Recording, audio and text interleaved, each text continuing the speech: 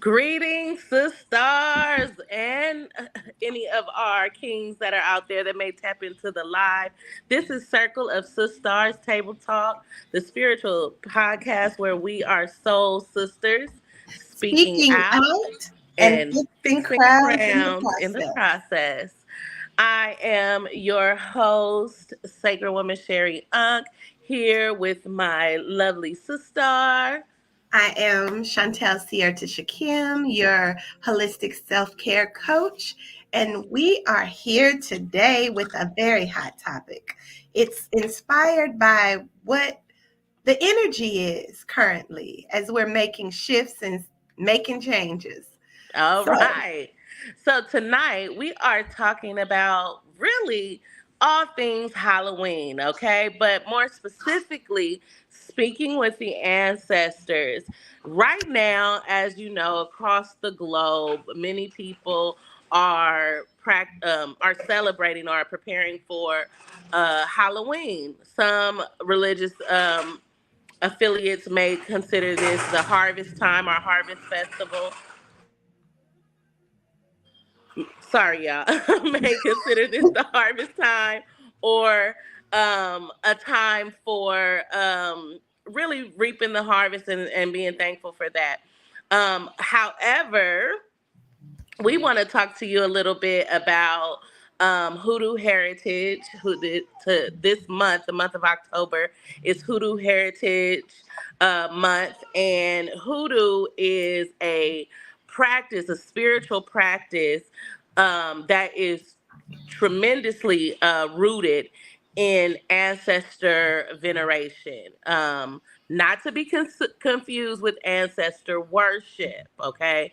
Ancestor veneration is the process of giving honor to those who walk this path in this journey before us so that we can gain that ancestral knowledge that is stored within our DNA. Um, want to say a little bit about that? I see you nodding your head. yes. So for me, I mean, when we think about communing with our ancestors or even hoodoo, I'm not knowingly aware of much of the history or the takeaways of the hoodoo heritage, but I do know that, Halloween is a time where people begin to put on masks and, showcase their highest self or their lower self or just what they feel like they want to embody. Okay. So in that sense, I see how, ancestor veneration and just as you see people come through in these different costumes, how hoodoo and working with the other side is kind of in alignment with that. Absolutely. So let's give you a couple of background information on the history of this time of the year. So throughout various Celtic, pagan, Mayan, indigenous, Native American traditions, and traditions across the world, this time of year is known to be the time of year where the veil between life and death, or the spiritual realm and the physical realm, is to be the most thinnest. This is a great time of the year um, to venerate your ancestors, to celebrate their lives, to remember them, so that you're able to remember that knowledge that transitioned with them is really still tapped into your DNA. And into the loved ones who were around them. And so, in various cultures, I'll say specifically because I am a California native, this is a time where many of our Latin brothers and sisters are practicing Dia de los Muertos. Dia de los Muertos translates to the Day of the Dead, and it's actually celebrated anywhere from November 28th I'm sorry, from October 28th to November 2nd. And what happens with Dias de los Muertos is a table is prepared, an ancestor table. Pictures of the ancestors that have transitioned in the family are set up. There's a big feast prepared. And during that time, it's really a celebration. And it's said that the spirits of the ancestors will come to visit those who are in celebration during that time. So that may come, several ways. It could come in dreams, it could come, and just by energy, the feeling of that ancestor being around. So that's what's happening, with our Latin culture who celebrates that. Then we have in Western society, we have Halloween. Halloween is a converted original Celtic holiday that was practiced during the same time, also in veneration of the ancestors or those who had crossed over, deities, pagan deities that they worshipped at that time. This was considered the time where you could really tap into those energies. We have since commercialized things, as America often does. We've commercialized these spiritual practices for the sake of Halloween, and even Or with the for the sake of money, making money, exact commercialism. exactly, for the sake of making money. Um, but you did point out something that I do like. This is a time where you can take on the energy. So not just something that's negative or scary, but it could definitely, or even something that's has transitioned. Now we've transformed this holiday into being something where people can express themselves. So they can dress up as things they may aspire to be. You just really cultivate the energy of the character that you choose to be in for the evening. Um, but with Halloween, there is a lot of symbolism that is there. We're talking about the black cat and the symbolism of cats being utilized for protection. They can also be spirit animals. There's so many things. I mean, I could go on and on because this is like one of my favorite topics. But now I want to shift to the real purpose, which is hoodoo heritage. What is hoodoo? Is the common question that I always get asked. So let me break this down for you. During the development of our country, of the US or of America, there was a blend of people who were in servitude to the elites. That blend of people made up European backgrounds, Native American background, and African American lineage. In order to continue a spiritual foundation, these people who ended up over the years blending and mixing developed their own hidden spiritual practice. Okay, Mm. these are our ancestors who are descendants from slavery. Out of that ruckus and out of everything that was going on, they not only held on to their tribal and cultural traditions, but they intermingled them and mixed them together with those who they were held in captivity with.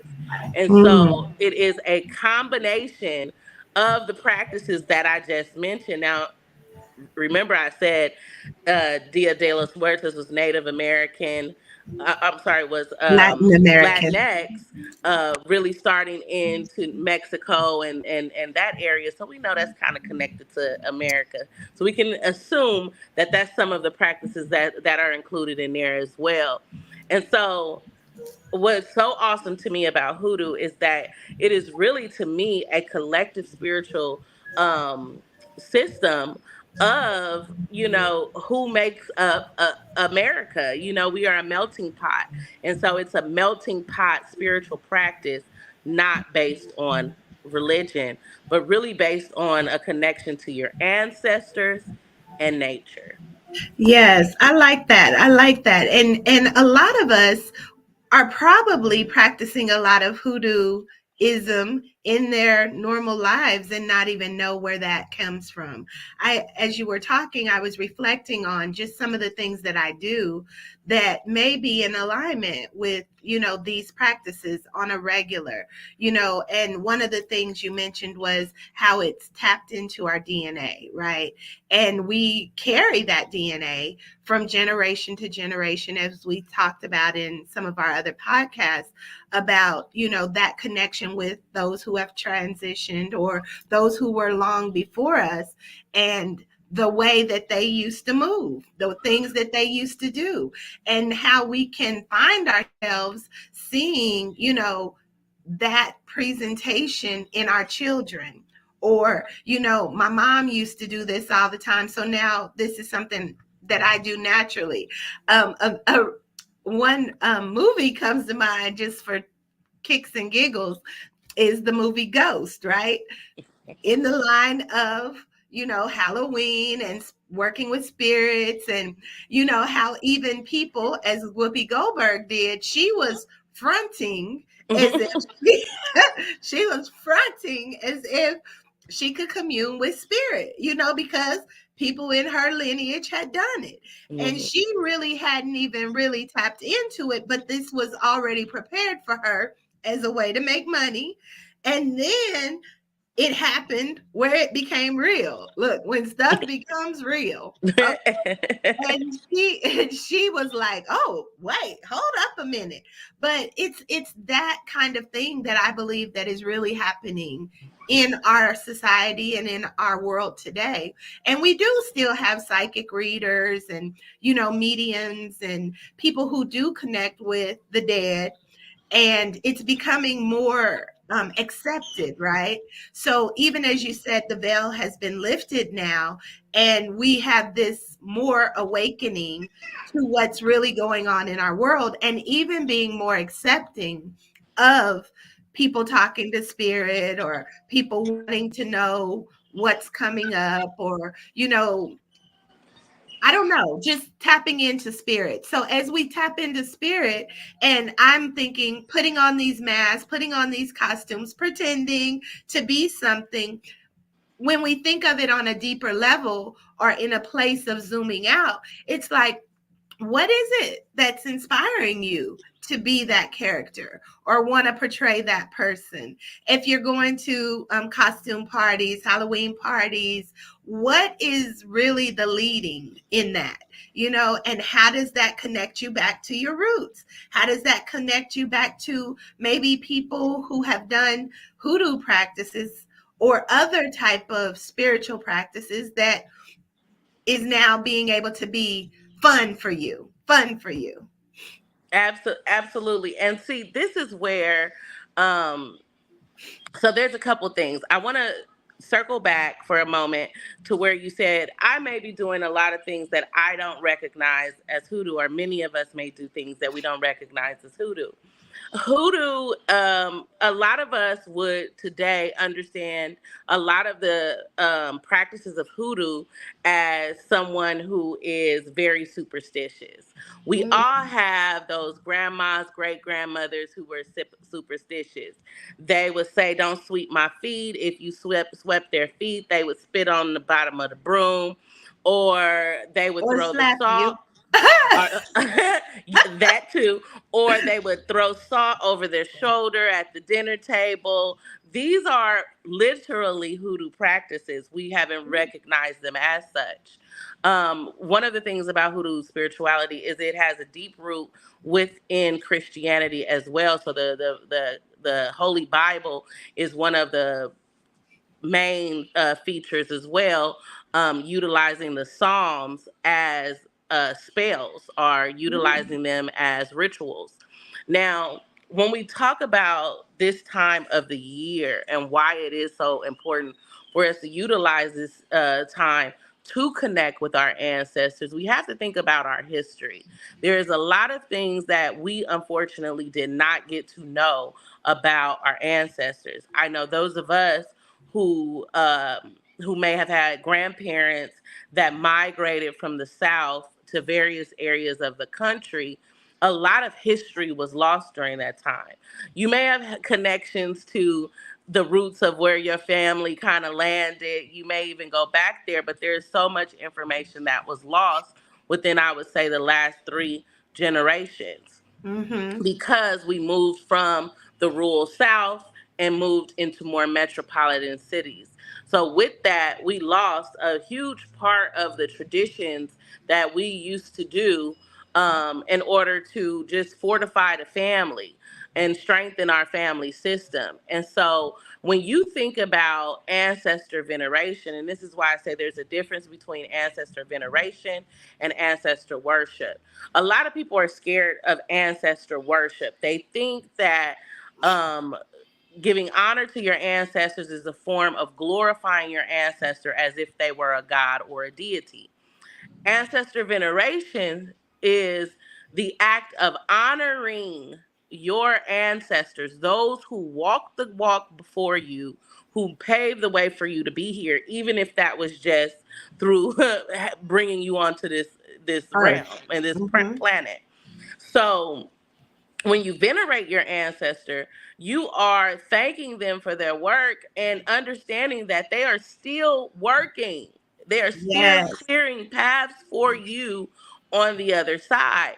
Now, this time of the year is particularly important to do that, because this is a time of year where universally there is a shift that is happening that allows for clear messages, clear insight. So you don't have to be totally tapped in to reap some of the benefits of connecting with your ancestors. And there's Mm-hmm. various ways that you can do that.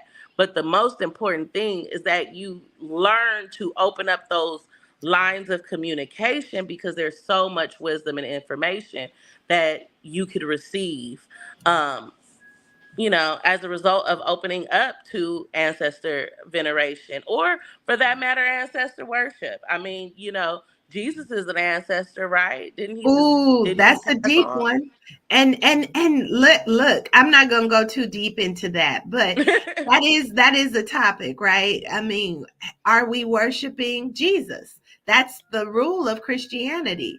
You worship, you go into praise and worship, you're worshiping and thanking Jesus and doing all the things that, you know, is a part of ancestry worship, right?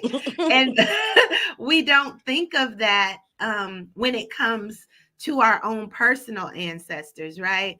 But I can share an experience that I had just even last month in connecting with our ancestors and knowing, we talked about knowing one time, of knowing ourselves and knowing our intuition and hearing ourselves speak.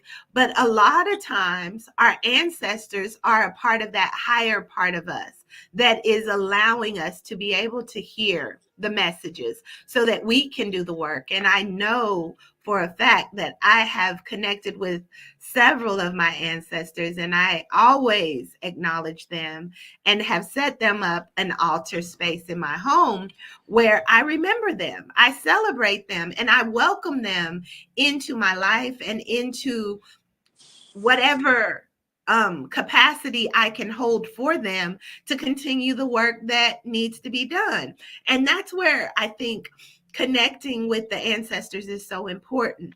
Of course, we have ancestors who have transitioned who may not have been at the highest vibration, right? Right. And I don't know if they always have good to offer us, in connecting with them, but you do know the ones that you do honor and that you value their input in your life. And those are the ones that are on my altar. And those are the ones that I commune with in a way that helps me feel more grounded. And it also helps me understand more about the things that I've been through in my life, and that's what's been so impactful, ever since I had taken my very first ayahuasca journey and really experienced the other side in like real time, as if it were right now, and it was plant medicine, right? And I don't know, not everyone understands plant medicine, and there's pros and cons and other people's thought process, but ultimately it's always here, right? We just don't see it. We just don't understand it because our limited senses um are so overwhelmed by the stimulation of the simulation. That was a good one. A stimulation of the Oh my simulation. God, give thanks.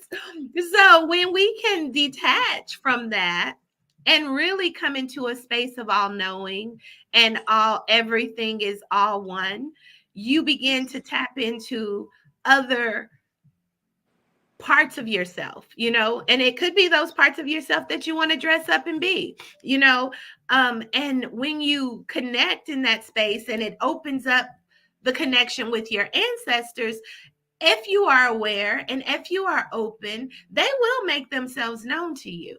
They will say who they are, just like the story on Ghost. I mean, they were saying and who they looking for and who they trying to connect with and can you get them, and it's like that work is real.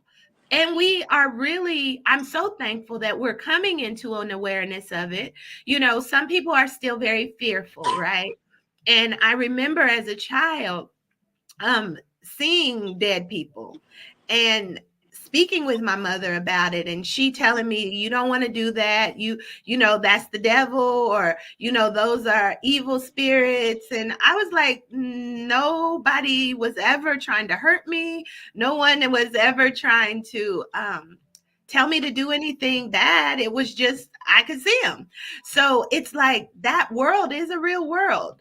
And a lot of people can glamorize it and play with it and act like it's not a real thing. But honestly, when you get to the core of, okay, if we can play with it like this, it must be some truth to it. And then being able to really begin to work with yourself to find out what your truth is and how you really believe that you're supposed to show up. These portals that open season by season allow us to really tap in and get some divine insight, some divine direction, and really um, create something different, or bring the truth to the surface. And that's what this conversation is all about. Absolutely, absolutely. My journey with ancestor worship or ancestor veneration, um, my journey started really out of a need to really understand like who I was. I was going through a spiritual shift. I had started doing the ancestry.com and really got nowhere with that really fast, just because we know how things were going in the South and the mixing and mingling and all of that stuff like that. So I kind of hit a stone wall there. And so there was nowhere else for me to turn for the information because majority of the family who is still living couldn't remember. Those older folks couldn't remember certain details, and so there was a lot of information that was lost in transit as my family migrated from rural Mississippi to California, and then various parts of my family migrated from Mississippi to New York and Chicago. So we all went in different directions, right? My grandmother and her sisters, they literally went to different edges of the, of the country, Of the United States, huh? Of the of the world. United States. Exactly. And so I really wanted to get closer to understanding my background, who I was. And ancestor veneration really helped me connect with my maternal grandmother in a way that has really shifted my relationship with my mother. Mm. I've gained insight onto some things within my mother's upbringing that she hasn't disclosed, but You spiritually, know I'm it's I'm there. receiving. I know it's there. I've gained insight into some I've gained a lot of insight into the regrets my grandmother had in regards to some of the areas that she fell short with her children. And so it has tremendously shifted and altered my relationship with my mother because I was going to be another peg in the family tree where there's this broken mother daughter relationship. It happened with my mom. I'm sure it happened with my grandmother and her mother because her mother died early. And so this has been a pattern that has happened in our family for generations. And so to have my grandmother's assistance as I shift my perspective is opening a whole new relationship between me and my mother. And so there's And your grandmother is transitioned, right? yes, my grandmother has transitioned. So, and she transitioned when I was 9 years old. I was very close with her. To actually back up, the very first time that I saw a spirit, it was my grandmother's spirit. The night after she died, I saw her Mm. three nights in a row come into my room. And the third night, I don't remember clearly. I remember the first night I was really scared, and I was like, "Grandma, go, can you go away? I'm scared." And so she came back the next night, and the same thing. Fast forward in my understanding of hoodoo culture now, when the matriarch transitions, the matriarch then will visit the person who is supposed to take over. So I didn't know that then, right? Wow. I did not know that then. But I found solace in learning that later on in life because I knew that my grandmother was trying to console and comfort me. I was a grandma's baby. Okay. So at 10 years old, when I, 9, 10 years old, when I lost her, that stuck with me for a very long time. And so this allowed me to connect with her on another level as an adult and to really gain insight in how I move as a parent and how I give grace to my mother. Mhm. Because I'm seeing a whole nother level to this now. So there is truly benefits in your everyday life when you start to work with your ancestors. They will reveal things to you, and now that's the part when you listen, when you hear it, is you're gonna listen because And what you gonna do with it? the ancestors don't play. Okay, they do not play about your girl. And so that means that when I hear something, I have to act because if I don't, the warning is gonna be swift. And my ancestors is not nice. When they chastise me, they chastise me. Like, okay, you Look, don't want to listen, you don't want to pay attention. I'm gonna let you fall on that's that tough love you be talking about. that's that. A hard head makes a soft behind, right? Yes. And I also would co-sign with you. It was a very young age also that I began to see dead people, that, like that movie I See Dead I People. see I was like, oh, this is real. But it was when my dad transitioned, and my dad transitioned when I was very, very young, and he was the one person that showed me what love is, right? And when he transitioned, I was like, whoa, what am I gonna do? I was definitely that daddy's girl, and I saw him, and even at his funeral, and I that. remember I was 5 years old. I won't ever forget, my somebody, I don't even know who had me. Had picked me up, and they had me looking over into the casket.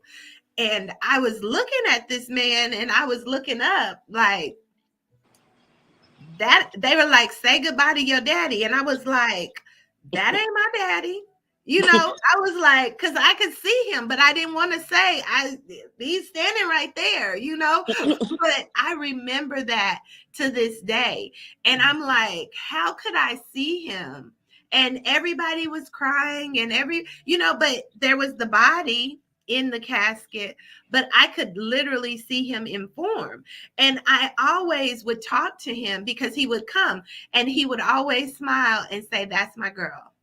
That's my girl. He really didn't do anything like scary. It was Hmm. just like, at least I would see him, and I would be able to talk. And the only words was, that's my girl, that I would hear him say. So it's really it really intrigued me, and it's so funny that you would say at a young age for you that Mhm. you began to see, and then to know that, you know, some of these spirits are coming to us to pass us the torch. And Yeah. then I think of the relationship I had with my other mama. She transitioned in a way that I didn't think she was even going to transition. So, you know, I was thinking, okay, people don't die from breast cancer. Okay. Hmm. And she was fairly young. She was my age looking back. And I'm like, wow.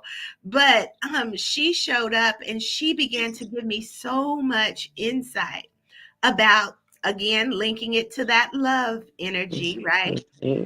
That she was the pillar of our family. She took on everything. She was that aunt that you could there was no favorites, right? She was all of us. And I have like 81 first cousins. So we have a big family, and we were all very close. But she was that one who would always be like, come and talk to me, give it to me. I got broad shoulders. I can take it. I can take it. And she, since her transition, taught me that she said, I was able to take it, but I didn't know how to transmute it. I didn't know what to do with it. And she said, and you are now being given the torch because you will. And I'm Hmm. like, make that make sense to me, right? So, Yeah. and this was way before I was doing any kind of spiritual work, way before I was even working on myself. It was just that's what presented, you know. So I really agree with you when you say our ancestors come back to teach us something, and they come back to give us gifts that we may not have ever even knew that we needed, so that we can fix our crowns, as mine Yes. father, Yeah. so that we can fix our crowns and realign our minds. And even with the society saying, you know, okay, we're going to celebrate Halloween and everybody can put on these costumes and put on these masks, I want to encourage and give everybody a charge to just sit with yourself, even to consider why are you considering this costume? Why are you considering to show up as this person? Is there values in that person that you see? Are there special gifts that this person that you dress up as has? And then take it a little further and say, you know, what if this wasn't just the costume?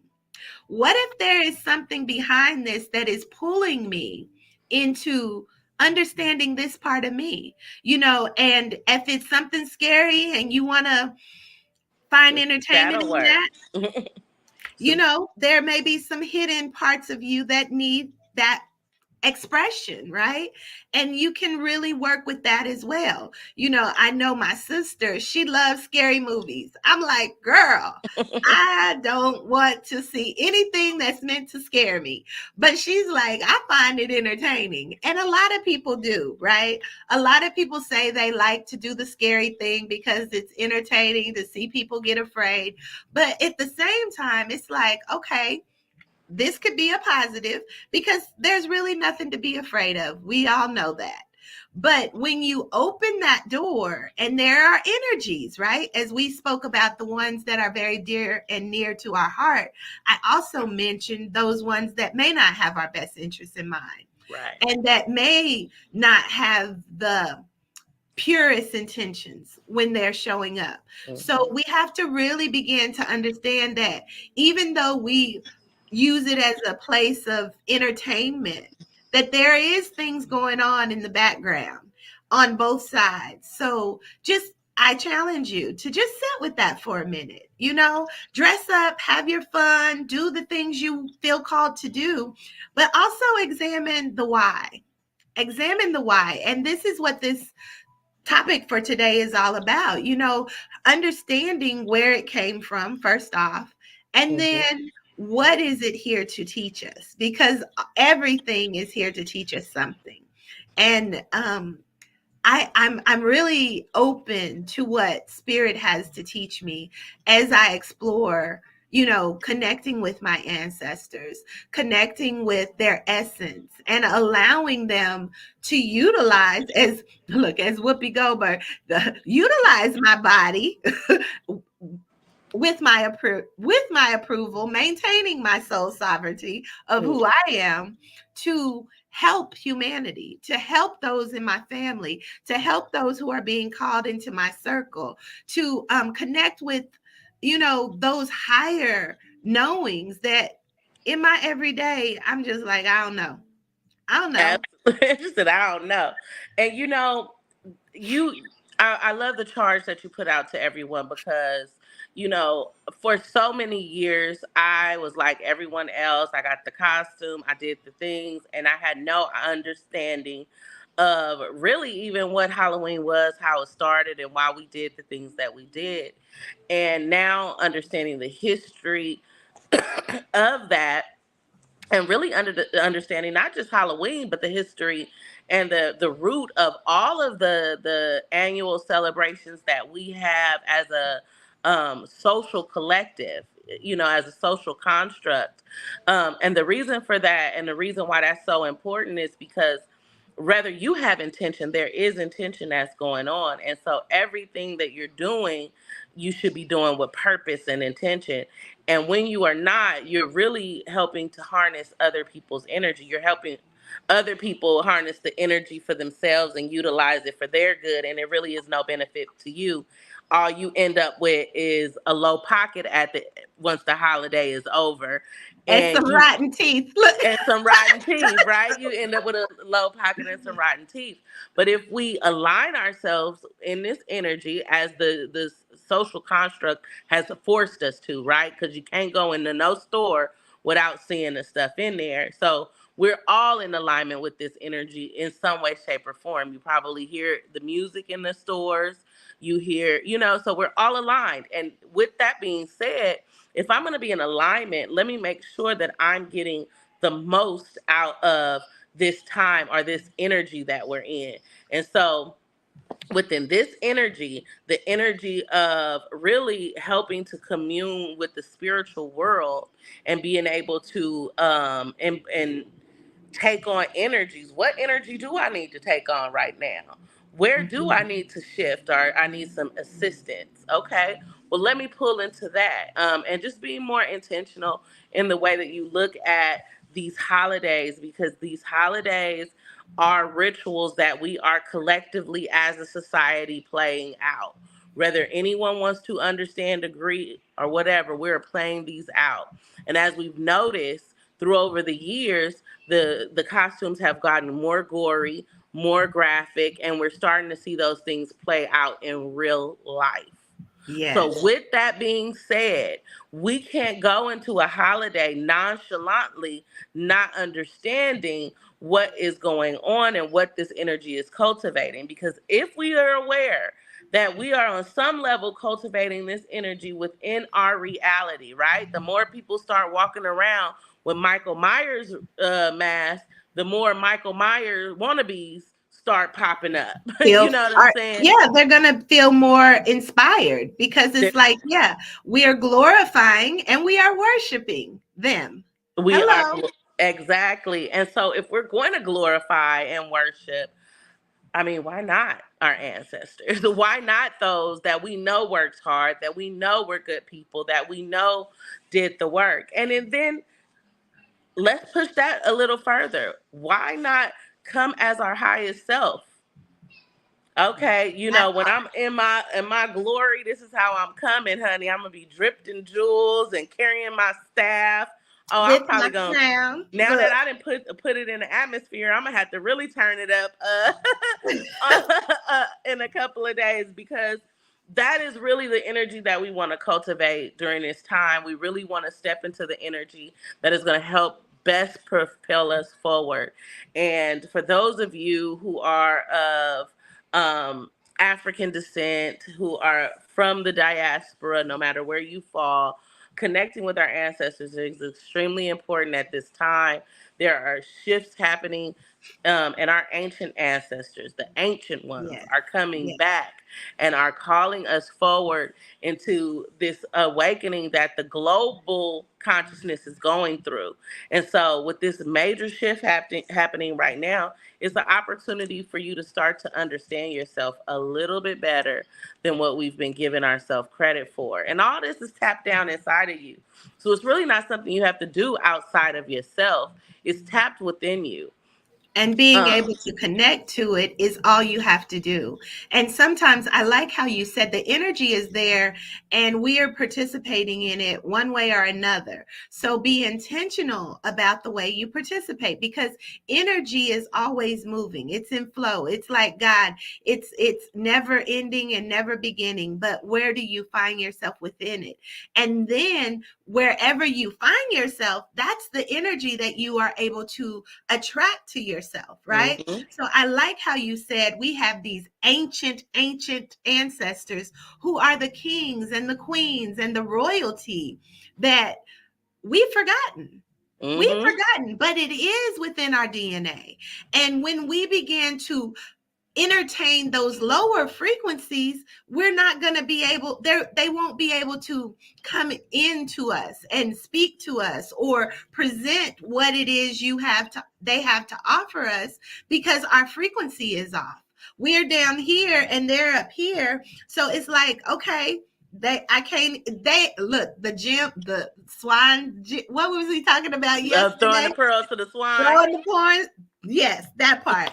So they're like, nope, they ain't ready yet. But so as a collective, as we begin to do this work and just educate yourself, Mhm. open yourself up to the idea that maybe this is an option, that maybe I can begin to celebrate in a different way, but cultivate the energy, because the energy is here.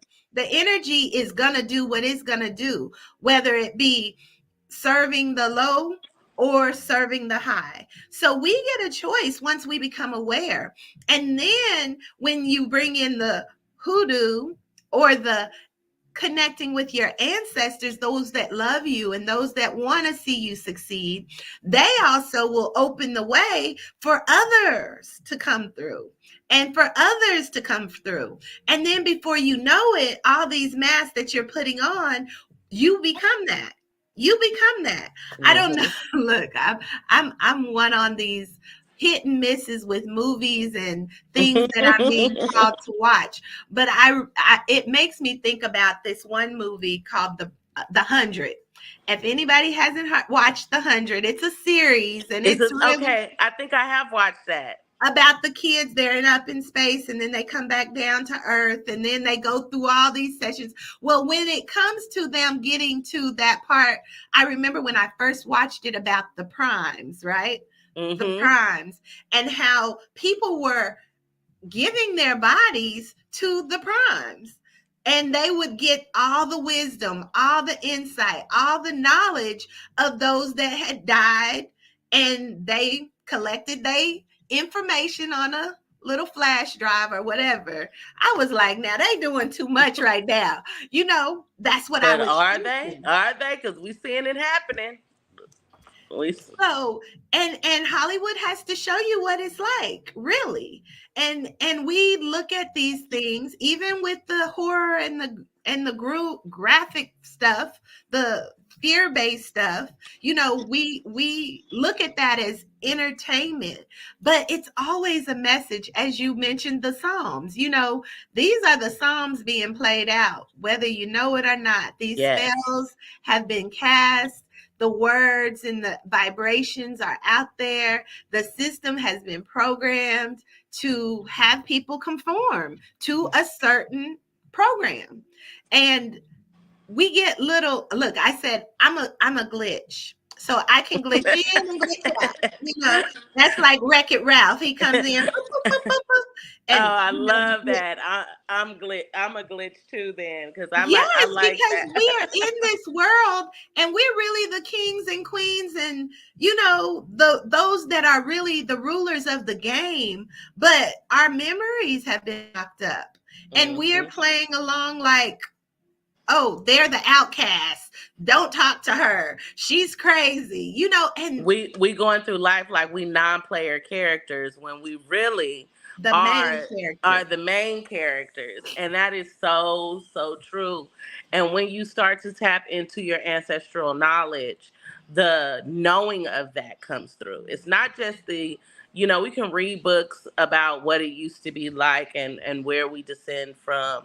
Don't be fooled to think that they took the least of us, or we were the ones that the villages didn't want. They were coming in asking for the top notch of the top notch, especially during the first initial building of this America that we know today. They wanted the best of the best. They wanted the cream of the crop to build, to grow, and that knowledge needs to come back. We need that knowledge. There is a lot of shift that's happening that is taking away our ancestral knowledge because of the fact we're moving closer to technology. And I absolutely love technology. I'm not one to say, oh, let's not go in the way of technology. However, we cannot become totally reliant on technology. They're getting to a point now where computers are really replacing everyone, even in the customer service industry that we see every day. They're taking out cashiers and putting more robotic machines to do the work. And the more and more that happens, the more we lose. Look at our children, how much they've lost as a result of not having to walk to school or not having to cook for their younger siblings. Many of us were latchkey kids and we had to fend for the rest of the house. When we got home, we had to help siblings get ready for bed and Situated. stuff like that and Mhm. situated. And because of not having that knowledge, there's some young women who grow up today and can't even take care of their own children because they never had a sibling to care for. They didn't have that responsibility. And so the same thing is happening when we remove ourselves from that ancestral knowledge. There's aspects that we don't do. We don't got to go out here and till the lawn to get our food no more. But that ancestral knowledge is tapped in my DNA. And if I need to, I can tap into it once I pick up the hoe. Spirit, grandma, come on, help us out. You know what I'm Right. supposed to do with this if it comes a need and if it comes a time. And And I think, really, let's tap back to that. As you mentioned it, it is the need and it is the time when right. we think about what food products we are getting and they're in our face, manufactured stuff, and Hmm. back to how are we presenting ourselves? Are we presenting ourselves as real when it Hmm. really ain't? Are we presenting foods that are real that they really When they ain't? really ain't. And so when we can connect back to the authenticity of relationship and understanding how different spiritual practices allow us to get insight that maybe technology does have, but it's taking it and it's saying, oh, we'll do it for you. We'll Hmm. do it for you. We'll teach you. We'll show you. And that's all a different type of plan, right? Hmm. And it's taking away from that soul sovereignty. And when our ancestors now are showing up, they're like, you want to maintain your soul. You want to Hmm. maintain who you are. And even in this time of Halloween and De la Muertes, what is it? Dia de las Muertes. I Dias de studied las Spanish for a couple of Muertes. years. Yes, all of this is really in our program because it's important. It's important, but we can't allow it to be lessened and made all about, oh, this is when we just put on masks and go trick or treat. Or this is when we just do this because that's what it's about. With everything, intention is absolutely imperative. Very, very imperative. Imperative. And that is, speaking with your ancestors, um, what's our card we got earlier? Come willingly or be dragged. And when you Oh, you start, want to go through that? You want to go yeah, through that? yes, Okay. we need our cards. These people want to hear their card, girl. All right, so here's the card. We've pulled this one before on the call. That's where we remembered the come willingly or be dragged. But what I thought was really interesting is, of course, we pull the card. We've been pulling cards before now just to say, okay, what are we going to talk about? And so the Jumbie came and it says total destruction. So total destruction. And when I seen the card, if you want to look closer, it's a whole bunch of masks on there. So we like, oh, mask, Halloween, let's talk about it. And then the come willingly and be dragged is what I remembered. But let's see specifically what the ancestral medicine is with this card. And I appreciate you guys allowing me to share. It's from the Spirits of the Ancestor by Abiola Abrams. And the ancestral medicine says fear of change and fear of death are two huge fears that those who walked before. Your ancestors are calling you to release fear and rise as yourself with all the lessons from the past in your heart. All right.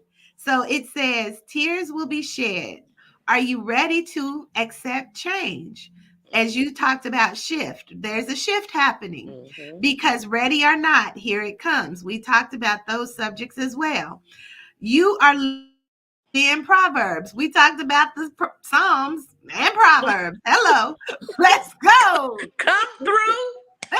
It says, let's go. Let's go. Oh, it says, let go or be dragged. What are you struggling to hold on to? Mm. Oh, in that, the conscious awareness of this is just what we do. This is what we do. The holidays, and okay, this is what we do. We dress up, we put on masks, we hee hee and ha ha. Ding dong. That's what it says in the book. That old situation is dead. Oh my God. It says shift happens. Mm. There is a Come on. radical there is a radical change happening with you and around you. Allow yourself to cleanse the energy of the past and forge ahead. A new beginning starts now. Wow. That's And it beautiful. says the Jumbies were other worldly shadow spirits and monsters in the Caribbean. In Caribbean Carnival, the Mako Jumbie towers high on stilts as a god who sees right and wrong doers. People fear the Jumbie as a messenger of death. However, the Jumbie is most potent as the messenger of life. Jumbies remind us to embrace the change of life. Jumbie is much about beginnings as it is endings. So it says, stop living in the past, hanging on to what once was. You are the reason your life is stale. Let it go. And the declaration says, I am completely open to the sacred magic of change. We give thanks Ashe. for the ancestors' message. And it did bring back to me when it talked about the stelts. In New Orleans culture, they are all about honoring and celebrating the dead. And I was able to be there during a carnival in New Orleans, and I never even connected it to that. But that is a lot of our indigenous culture being remembered, right? Remembering those that have went before and honoring them in celebration. And that opens the door for what they have to offer us, the insight, the wisdom, the new direction, the fortification to be able to withstand what the world is presenting to us and to be able to stand against it like Yeah, the whole world is crumbling around me, but that's because newness is on its way. And we have to embrace that. We have to embrace that. We can showcase it however we want to dress up and make it look, but ultimately take that time to sit with your ancestors during this season. Just for a moment, honor them. Just thank them. We look at death as a place of grief and sorrow and mourning, the loss. But what if you could still get the insight, the information, the love, the guidance in ways that you never would have imagined? I'm living testimony of that. I mean, in more ways than one, as I've had so many people transition onto the other side who have come back to me and shown up to me and given me insight and comfort and love in ways that is unbelievable. And I honor this time of thinning of the veil to commune. And I honor the Most High God for allowing us this opportunity to come into the space of knowing. And utilize the energy as you wish, but let go or be dragged. Ashe, Ashe. Well, tonight has been an awesome topic. Communing with the ancestors is something that no instructions are necessary. Simply open your heart, your mind, space to receiving your ancestors. Let them know, call out to them. It is really simple. There's nothing special to it, but just to do it. Just do And it. I encourage you all to take advantage of this time to connect with those loved ones who are on the other side. They may have messages or guidance for you. If you, by any chance, are unable or just don't, you would like some support in connecting with your ancestors during this time, you could definitely tag us below, say, look, I need a reading, and we can definitely give you a reading to hear messages from your ancestors. Either myself or Chantel has availability sometime this week. We can get you in the schedule so that you can get the knowledge or the message your ancestor wants to give to you from another source if you are reluctant. I don't want to say fearful or scared, but if you're reluctant or hesitant to take that journey alone, you have us to take the ride with you. So thank you so much for tuning in. This is And Circle of and Sisters. let me Go let ahead. me add let me add real quick. And one thing we always know, and I always share when I pull cards, it's always confirming a word. So everything that we just talked about is really confirmed in that message. And even if you were to reach out to a spiritualist, someone to help open the door for you and confirm what you already know, sis or bro, you Okay. already know. You already know. You've heard it. You felt it. You like, ooh, but this is the way you confirm it. Sometimes you need someone outside of you to say, okay, this is what I'm feeling. Does that mean Does it anything to resonate you? with you? Because it's not that someone can come and tell you something that is not resonating with you, right? So understand that we do commune with our ancestors. We ask, that your ancestors open up and allow us to commune for you through to them and confirm a word. That's all. I remember being real Christian, being real Christian. I was like, you don't you don't tap into that. But then I had to expand and say, but we call on the Holy Spirit. We pray and worship Jesus.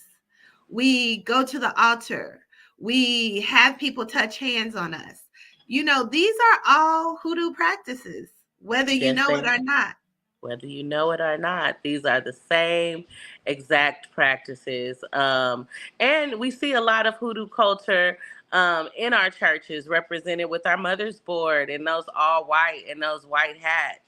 That is hoodoo culture to the fullest. Do not be fooled, okay? Mm. We see it everywhere we turn and we just don't recognize it because that part of our memory has been locked. Or And they so feared us out of it. or they scared us away from practicing. And so you've seen the conversion from the hoodoo priestess in their white with their right head wraps to the women sitting on the first row of the pew in their white suits and their white hats for church. It's the same energy. It's the same women doing the same thing. What do you think an evangelist is? A priestess. You know, And we gonna listen to her word without a doubt. oh Oh, yeah. did she bring a word today? She spoke right to me.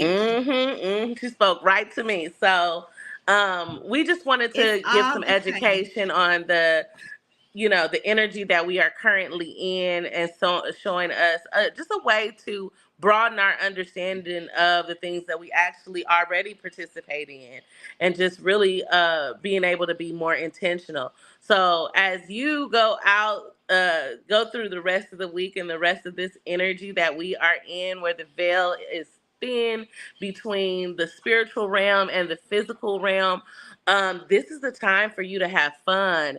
And so, Where as practical, where practical spirituality meets holistic health. Okay. This is what we okay, do. This is what we this is do. what we do.